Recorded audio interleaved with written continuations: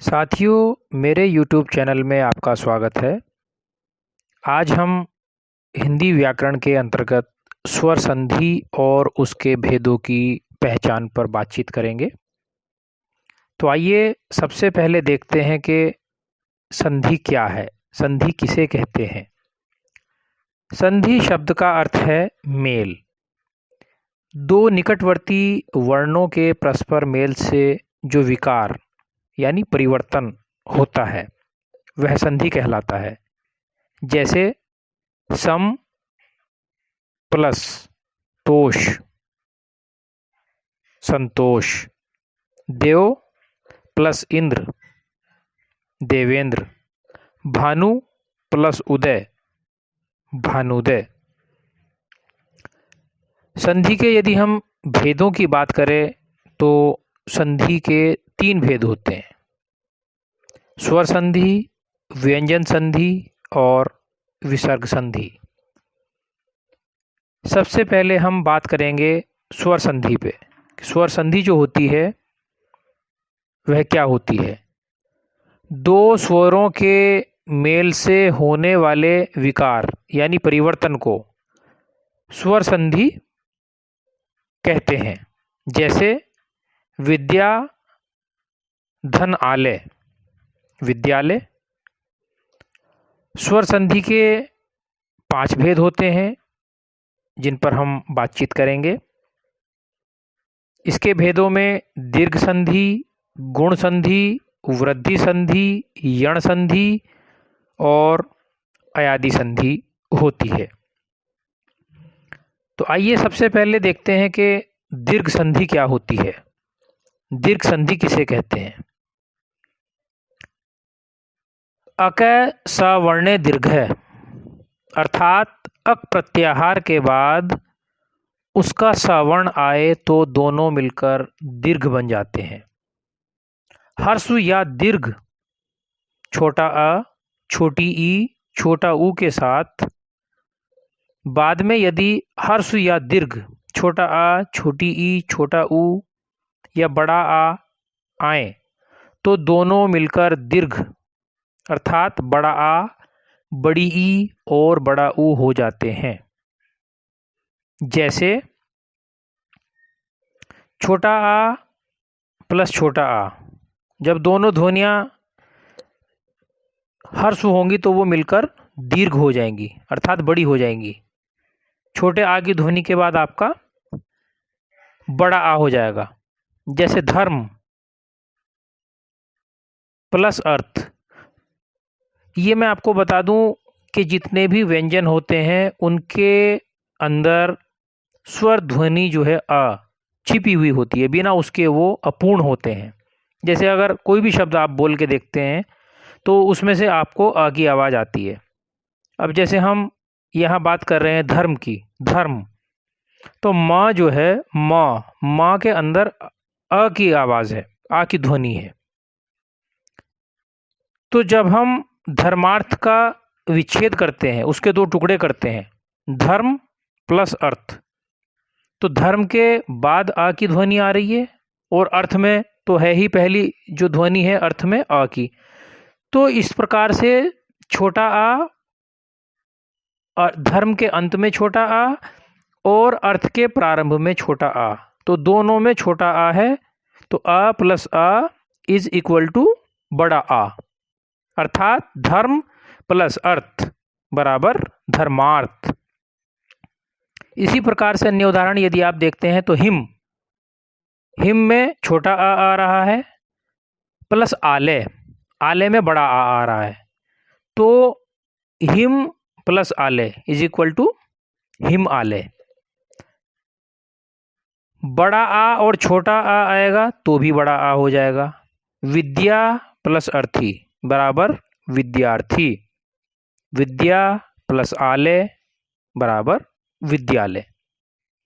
कहने का तात्पर्य यह है, कोई भी शब्द जिसका हम विच्छेद करेंगे, जब हम संधि का विच्छेद करेंगे और विच्छेद करने पर हमें दोनों विच्छेद करने के बाद जो दोनों शब्द हैं, टुकड़े करने के बाद उसके दो भागों में वो बट जाएगा। तो उसमें जो पहला जो शब्द है उसकी अंतिम ध्वनि और जो बाद वाला शब्द है उसकी प्रथम ध्वनि, उसमें छोटा आ आए या बड़ा आ आए, या पहले वाले हिस्से में बड़ा आ आए, छोटे में दूसरे वाले हिस्से में छोटा आ आए, तो वो दीर्घ हो जाएगा, अर्थात बड़े आ में बदल जाएगा। इसी प्रकार जब हम देखते हैं कि छोटी ई और बड़ी ई की जो ध्वनि है उससे संधि विच्छेद किस प्रकार किया जाएगा। जैसे उदाहरण के तौर पर हम एक शब्द लेते हैं रविंद्र। रविंद्र का जब हम संधि विच्छेद करते हैं तो रवि प्लस इंद्र, रवि, रवि के बाद में छोटी ई आ रही है, और फिर इंद्र, इंद्र में भी छोटी ई आ रही है। तो जब छोटी ई की ध्वनि और फिर दोबारा छोटी ई की ध्वनि, अर्थात दोनों छोटी ई मिलकर जब वो शब्द बनेगा तो वो बड़ी ई हो जाएगी। दोनों छोटी ई की ध्वनि दीर्घ में परिवर्तित हो जाएगी, अर्थात छोटी ई की ध्वनि बड़ी ई में परिवर्तित हो जाएगी। छोटी ई प्लस छोटी ई तो भी बड़ी ई होगा, छोटी ई और बड़ी ई होगा तो भी बड़ी ई होगा, बड़ी ई और छोटी ई होगा तो भी बड़ी ई हो जाएगा, और बड़ी ई और बड़ी ई होगा तो भी बड़ी ई ही हो जाएगा। जैसे गिरी जमा ईश, गिरीश। मही जमा इंद्र, महींद्र। नदी जमा ईश, नदीश। इसी प्रकार से छोटे ऊ और बड़े ऊ की भी आप संधि विच्छेद करेंगे। उसमें भी यदि विच्छेद करने पर दोनों ओर आपको छोटे ऊ की ध्वनि सुनाई पड़ रही है, दिखाई दे रही है, तो आप उसको बड़े ऊ में परिवर्तित कर देंगे। जैसे भानु जमा उदय बराबर भानुदय। लघु प्लस उर्मी, लघुर्मी। वधु प्लस उत्सव, वधूत्सव। दूसरी संधि है आपकी गुण संधि। इसमें छोटे आ और बड़ा आ के आगे यदि छोटी ई बड़ी ई हो तो ए हो जाएगा, और छोटे ऊ और बड़े ऊ हो तो ओ हो जाएगा, तथा रीरी हो तो अर हो जाएगा। इसे हम गुण संधि कहते हैं। जैसे नरेंद्र एक शब्द है, नरेंद्र का जब आप संधि विच्छेद करेंगे तो नर प्लस इंद्र, तो नर के अंत में आ की आवाज़ आ रही है, और इंद्र की के प्रथम जो शब्द है छोटी ई की आवाज़ आ रही है।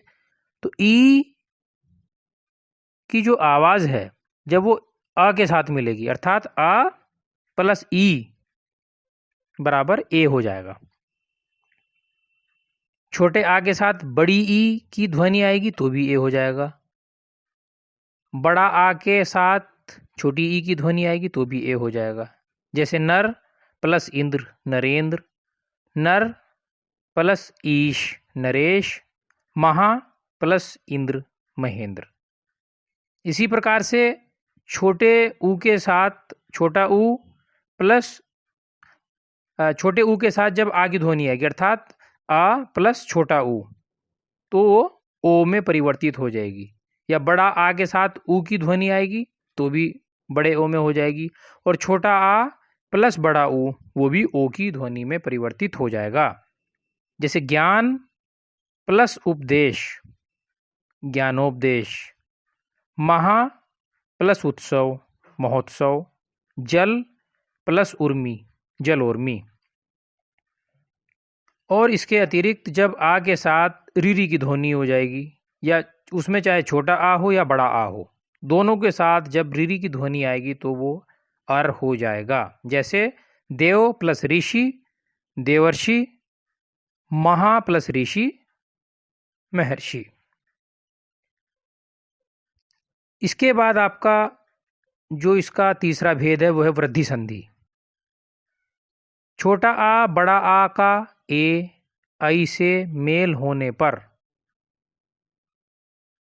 आई बन जाएगा, तथा छोटे आ और बड़ा आ का ओ और औ से मेल होने पर औ हो जाता है। इसे हम वृद्धि संधि कहते हैं। आ प्लस ए बराबर बड़ी ए, जैसे 1 प्लस 1 बराबर 1 1।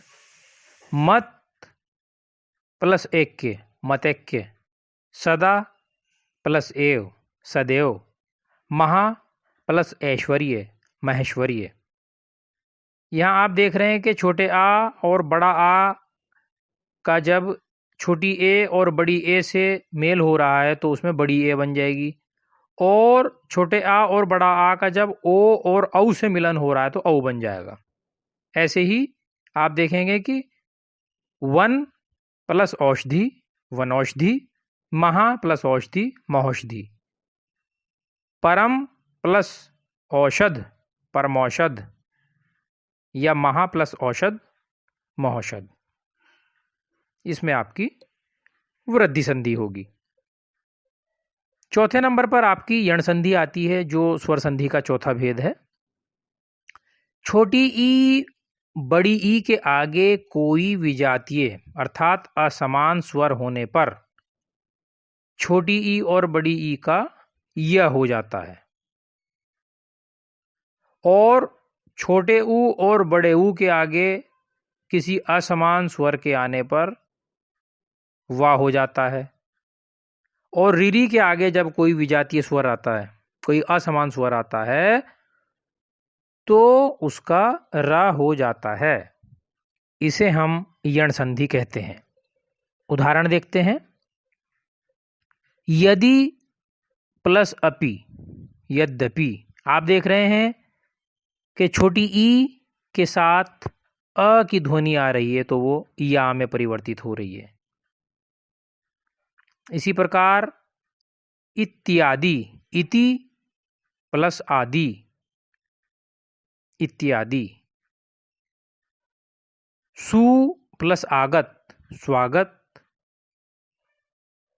अनु प्लस ऐषण अन्वेषण। इसमें आप देख रहे हैं कि किस प्रकार से छोटी ई और बड़ी ई के आगे विजातीय स्वर होने पर या हो जा रहा है, छोटे ऊ बड़े ऊ के आगे विजातीय स्वर होने पर वा हो जा रहा है, और रीरी के आगे यदि कोई विजातीय स्वर आ रहा है तो उसका रा हो जा रहा है। अब बात करते हैं स्वर संधि के पांचवें भेद की, जिसको हम जानते हैं अयादि संधि के नाम से। ए आई और ओ औ से परे किसी भी स्वर के होने पर क्रमशः अय आय आओ और आओ हो जाता है। इसे अयादि संधि कहते हैं। ए के साथ जब अ की ध्वनि मिलेगी तो वो अय बन जाएगी, जैसे ने प्लस अन नयन। बड़ी ए के साथ जब अ की ध्वनि मिलेगी तो वो आय हो जाएगी, जैसे गए प्लस अक गायक। ओ के साथ जब आ की ध्वनि मिलेगी तो वो अव हो जाएगी, जैसे पो प्लस अन पवन। और औ के साथ जब आ की ध्वनि मिलेगी तो वो आव हो जाएगी, जैसे पो प्लस अक पावक। और औ के साथ जब ई की ध्वनि मिलेगी वो भी आव हो जाएगी, जैसे नौ प्लस इक नाविक।